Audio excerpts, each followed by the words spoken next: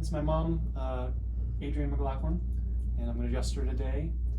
Mom's been adjusted for 40 plus years by my father. And is there anything going on today, Mom? No. Feeling great. Have you lay on your back. All right, cross your arms. Bend both the knees for me. Let's see. Set up for me. Breathe in deep. Head back. Exhale. Breathe in deep. Head back. Exhale. Breathe in deep. Head back. Exhale. Let's go to your side facing me.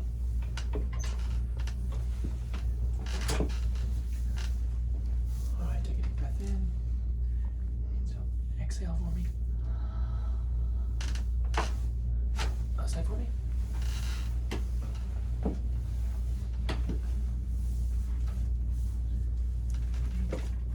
Exhale. Good. Face up that way. Which way? Face up.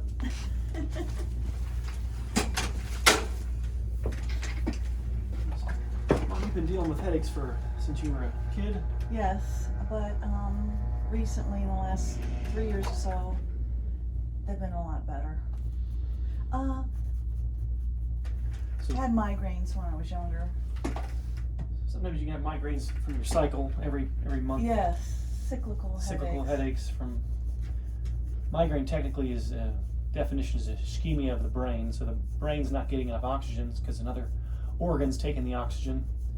So sometimes cyclical headaches will be from an organ ischemia. Another reason why we can have headaches is suboccipital nerves, the nerves in the upper part of your neck. If this area gets inflamed up here, it irritates the suboccipital nerves, can cause a headache. Adjust you, I got you. Breathe in. There we go. There we go, good. So keeping this area clean at the top helps to prevent headaches. The sensation nerves in the upper neck overlap with the nerves that go to your face, and so if the nerves in your upper neck are upset, then there's a sort of an overlap. Like if you have two electrical wires next to each other, some of the electricity goes into the other wire. We call that referral pain. And so you want to have no soreness up here. The adjustment helps to keep this area clean. The bone moving, we call it imbibition. The movement of the joint is what keeps the area clean. And so having this area moving is the only way to really keep it clean. And then having the right posture keeps it moving. Looking down at your phone all the time or slouching, bad posture. Slouching, having bad posture, slouching causes a lot of tension in the neck muscularly because of the head being forward. No soreness, right, Mom? No. No pain. There shouldn't be any pain in here.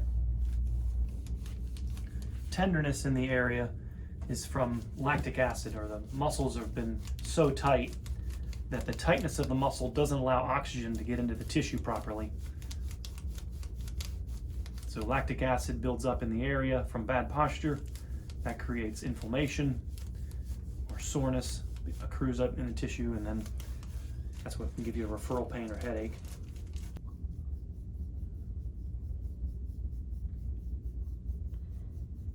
I haven't done gua sha in a while. So we're just looking for the tissue to sort of turn pink or slightly red. It's that dark reddening is when there's lactic acid in the tissue. Just a little bit right there. Every day your muscles produce, exhaust, just like your car runs and produces an exhaust. The muscles produce an exhaust, and that's where the circulation has to get in there to wash that out. There we go. Feels good. Right there, just a tiny bit. Yeah, it might be a little sore spot there.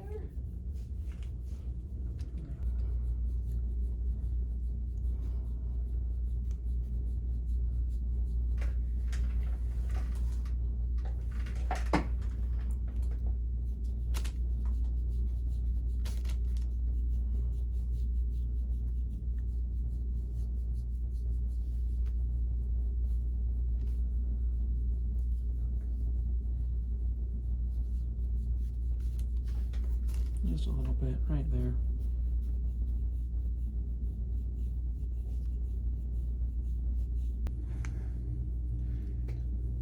Sorry to mess up your hair, Mom. It's okay. There we go. So computer work.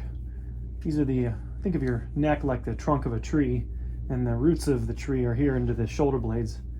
So the more forward the tree leans forward, and the more these attachments lift up.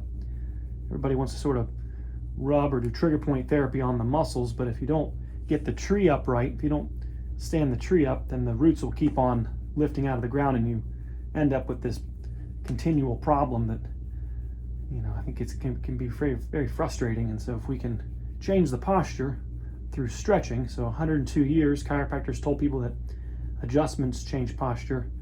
It took until the late 90s when enough research and evidence came out to show that stretching is how your posture is made worse. Stretching is how it's fixed. So everything we do right now is to try to get the spine supple, malleable, and flexible like clay. You can't reshape hard clay. You got to make the clay soft so that we can reshape it. You got to get all the joints moving, you know, so that you can reshape the body into the right position. There we go. You okay, Mom? Oh yeah. Doing good? It's a little sore? Not too bad? No, it feels good. It feels good. Okay. But I haven't done gua sha in a long time. There we go. It's not So too I don't bad. know what's going to come up here. It's just a little bit. Okay. There we go. If it's too much, let me know. Yeah. Well, I still do yoga 5 days a week, so. Yoga is another way to keep everything moving. You know, you can sort of have me move your spine for you, or you can go to yoga and move your spine yourself.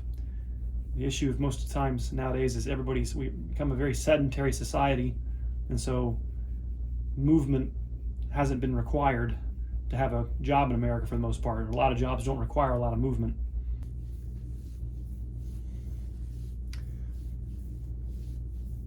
Spine is a volunteer structure. You don't really get to decide what part of your back moves when you bend. The loosest area moves first, the stiffest area moves last. So this can become an issue when you're trying to clean your own spine, say in yoga, when you do half moon or standing bow pose or a posture, you don't get to choose which part of your back bends. And so a beginner can hurt their spine while they do yoga because they overwork the loose area. So when they do standing bow pose, they just bend at the bottom. And so therefore they think that, oh, I tried yoga and yoga hurt me. And I go, well, you really needed to have your whole spine working before you did yoga. So getting adjusted or massaged or deep tissue work can help get the stiff parts of your back working so that when you do yoga, you have your whole spine bending evenly and throughout and not any one area doing too much. We sort of finally came around to that level of sitting maybe a little over 100 years ago. In the industrial age, sitting has become a way you can make a living, not really moving. You know, before that it was, you know, farming, fishing, hunting, you know, activity, movement of your spine was required. And then coupled with the fact that lifelong, you know, we're living a lot longer. As you're living longer, now there's a larger niche or need to take care of the spine so that you extend its longevity, help it last as long as possible. A lot of techniques nowadays can keep people alive, but you know, the quality of life can get pretty poor as we age. And so keeping the whole spine moving helps to ensure that your spine ages evenly and not any one part. You feel as old as the oldest part of your back. And so the candle that burns twice as bright burns half as long. If this part of the back is doing all the movement, then that area ages twice as fast. And so that's where all the pain will be. And then because that's the only part that's moving, you'll feel as old as that one area. You don't feel the stiff areas that are not moving. You don't really have a conversation with those areas. You don't really aren't aware of those areas being a part of your team. There we go. You okay, Mom? Oh yeah. Okay. Feels great. There we go. Any knots in there? So yeah, we're just checking. It should be smooth. There shouldn't be any lumps or bumps. And there's not very much in here, just to call your almost like brushing your teeth. You know, it's just there's a level of just daily buildup that it's not pathology. It's just, you know, my teeth got dirty at the end of the day. Well, yeah, you have to brush them. You know, I have about 3 dentists that come in here as patients. You know, in dentistry, the most important structure in your mouth, the enamel, has no feeling, and that directly is analogous to the disc in the spine. The cartilage in your back has no feeling either, and so just like the dentist will say, will not use pain as their criteria for care. You know, come in when your teeth hurt. The spine in the same way, you're not supposed to wait till it hurts till you come get treatment.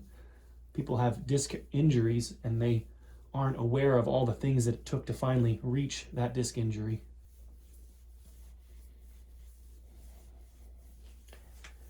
The second thing about dentistry and chiropractic is the most important structure of the enamel doesn't regenerate. You don't make new enamel. There are no enamoblasts, right? So we have fibroblasts that build collagen. You have, you know, osteoblasts that build bone. There are no, you know, discoblasts. There's no tissue that makes new disc material. There's no enzymes that create new enamel. And so the most valuable structure in your mouth doesn't have any feeling. It doesn't regenerate, doesn't replace. What you have when you're a child is what's going to have to last your whole life. And so, you know, the skin's valuable, but it replaces every 7 to 10 days. You know, muscles are valuable, but they're on a 6 to 8, 4 to 6 week replacement cycle. Ligaments are on a 6 to 8 week replacement cycle. So I'm not saying they're not valuable, but it seems like there's a different, like a tier list, some things that we should be taught at a young age to value and take care of. And how do you take care of something that doesn't have any feeling? You know, you can't use pain as your criteria if you can't feel it. Just like your teeth and your enamel, you care for your enamel regardless of pain. You're aware of your enamel. You don't leave, you know, food on your teeth where bacteria eat it and, you know, cause cavities or, you know, degrade your enamel, thin your enamel. And then the last component of dentistry is that the alignment matters. When I had braces put on when I was, 12, 13 years old, they never told me that I had an overbite, and they said my bottom teeth were going to get worn out because of the alignment. They never told me that my bottom teeth were diseased. They just said that your alignment's going to cause an accelerated aging of my bottom teeth. So the alignment matters. Nobody would look at teeth that wear out prematurely from a bad alignment and say that there's something wrong with them. You would just say, well, you had an overbite.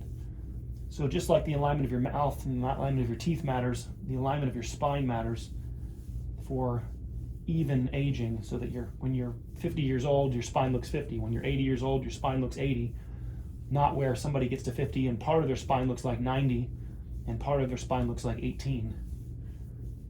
The person that makes it to 50 and part of their spine looks like 90, we are labeling that in medicine as degenerative joint disease, osteoarthritis. Osteo means bone, arth means joint, itis means inflammation. So we can really, whenever you hear the word osteoarthritis, I want people to hear bone joint inflammation. Well, why are the bones and the joints inflamed? If you overwork a joint, it gets inflamed. If I punch a wall with my fist over and over again, my hand will get inflamed. The cauliflower ear that boxers have, nobody says that the cauliflower ear is a disease. It certainly does look like one, but they really don't, oh my gosh, look at his ear. And they wear them as a badge of honor, but cauliflower ear is not disease. If you overwork your skin on your hands, your skin develops calluses. Callus on your skin is not a disease. If you overwork your muscles, they grow. We call it hypertrophication. Hyper means increase, trophy means nutrition. The muscle uptakes nutrition as you're overworking it, and then it gets larger. And in the same way, if you overwork a joint, the joint grows as an adaptation to stress. So I believe that my theory on this is that I call it regenerative joint adaptation. That the bone getting larger, if you call a bone getting larger a disease, like on X-ray or MRI, then you have to call a muscle getting bigger a disease, or a cauliflower ear a disease, or your calluses on your skin a disease. They're all adaptations to stress. Postural stress, mechanical stress, like I talked earlier about how you don't get to choose which part of your back bends. Sitting rearranges which part of your back is the loosest. And so working on the spine like this helps to ensure that we keep what we find to be the typically stiff areas functioning, and so we don't, the one parts of the spine that are generally, person makes it to 50 and they always look young, I want to invest heavily on those areas to keep them on the team so that the lower back and lower neck aren't overstressed. Maybe ask. Doing okay, Mom? Yeah. She's tough. Oh no, this feels, you could go a lot harder if you wanted to. Okay, here we But go. You were really rough on your mom. You're so mean to her. I mean, I don't know if I need it, but Just like your sister, you just beat her up and had no regard. oh. She gets you back.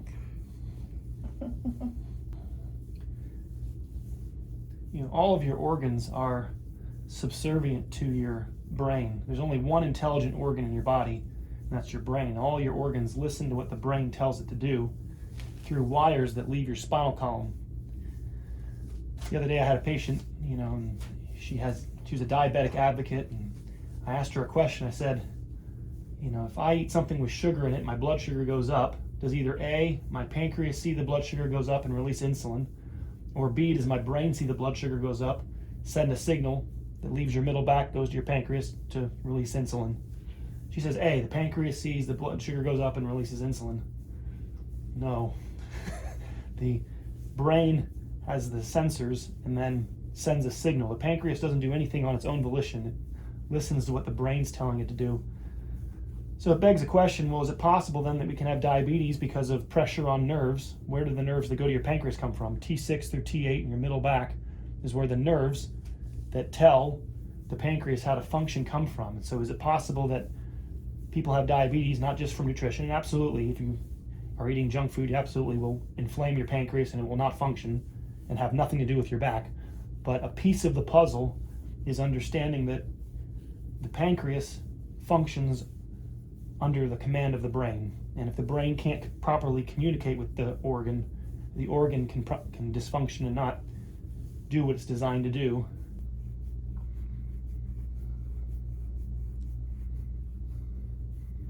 See how it's just becoming pink? That's the more you participate in the care of your spine, it really shouldn't get that darkening. It's when your areas that are clogged or not circulating properly internally. You might get little marks like that, but it really shouldn't be that much. The spine cleans itself by imbibition, movement.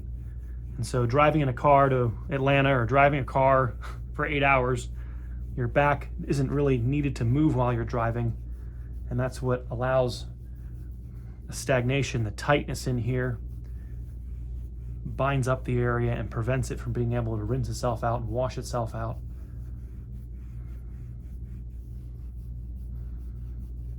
And so then is it possible that the inflammation along the spine, where the wires come out, could there be false signals? Could the pancreas or any organ, your gallbladder, heart, lungs, adrenals, intestines, all of your organs are unintelligent. They have no self-intelligence. They are all under the command of what we call the autonomic nervous system, which is then in two pieces, your parasympathetic and your sympathetic, but the brain ultimately controls all organs. And I feel like a lot of people are zoomed in on the organ. We look at the organ and go, oh, look at the organ's not functioning properly, and we blame the organ. And I'm like, well, maybe, but I think a piece that's being missed right now is the brain organ connection. Doing good, Mom? Mm-hmm. Okay. Yeah. There we go. There we go. Like I said, it's been a long She's had time. my dad's been working on her for so many years. There we go. There we go. But I haven't had the gouache on in a long time. Mm-hmm. Maybe tell her she looks pretty good. I mean, it's pink. It's looking great. Yeah, it's really looking good. It's just becoming pink. There's hardly any darkening, little tiny areas.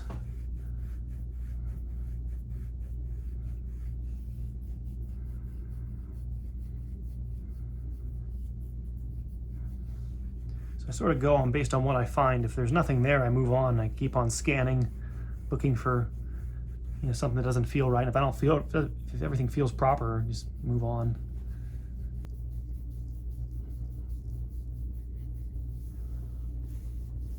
Yeah.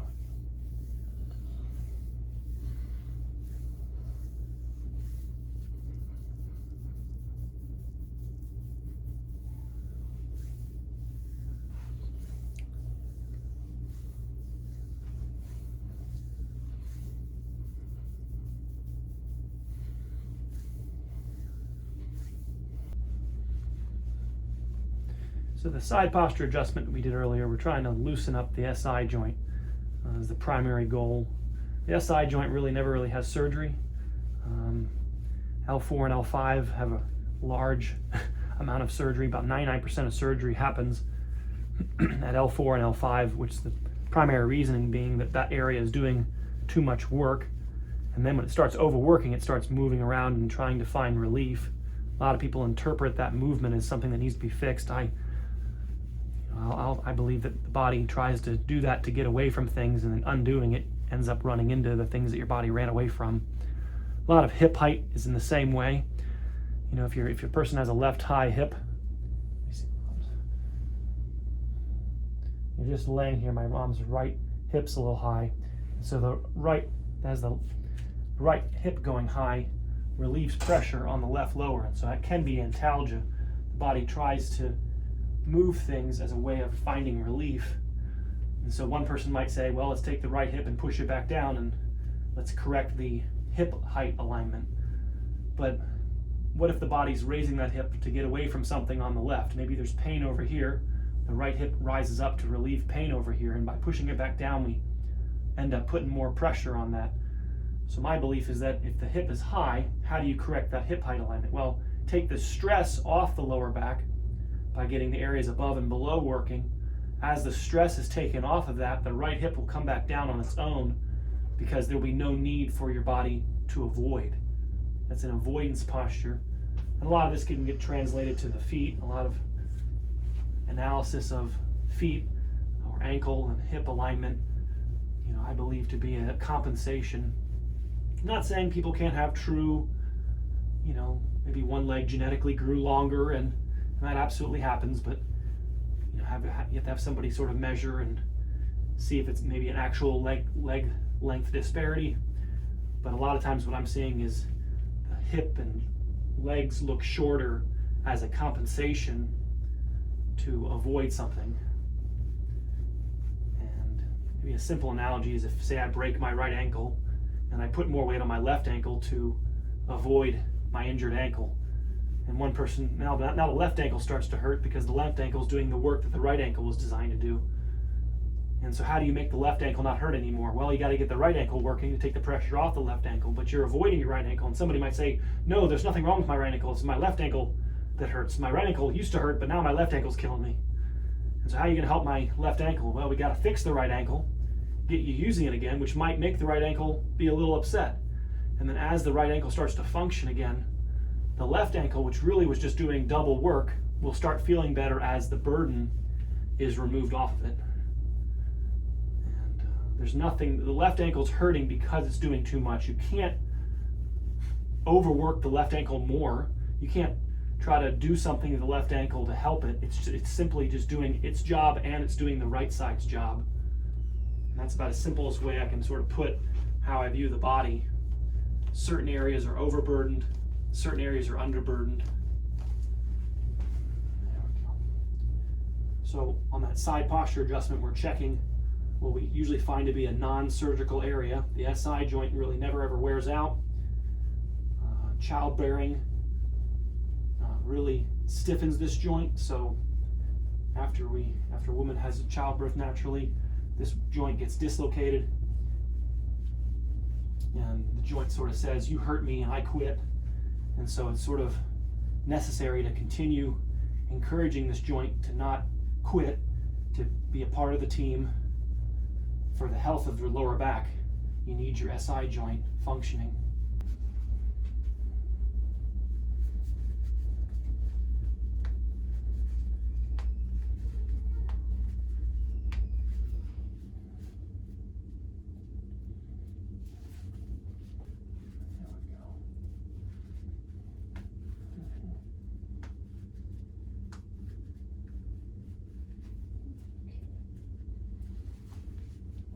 All right, hold on the table as best you can, Mom.